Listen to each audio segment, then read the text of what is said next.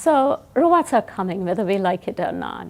And I think the pandemic made us realize that we need to look outside the box. We need to think outside the box and look at alternatives to humans. The robots are never going to replace, at least not in the next decade or so, replace humans. But the idea is to augment care, to be able to help both the stakeholders, not only the residents, but also the caregivers. So it reduces stress upon the caregivers. They get a little bit of relief.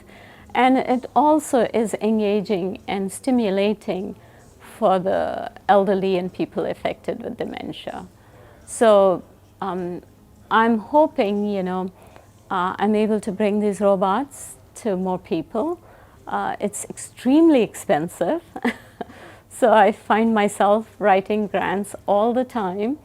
I wish I had a large grant and then I could just, focus on the research rather than focusing on funding.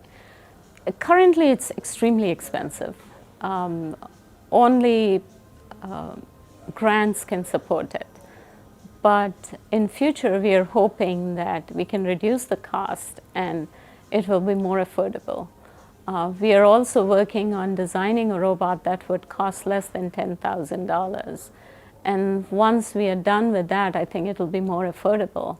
And we need to bring these robots to every elderly person who wants one. We need to be able to help improve the quality of care in rural as well as urban areas. Because in rural areas, people need this more than the urban areas.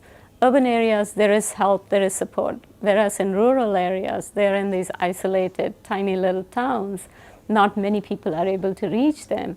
The robots will be extremely helpful.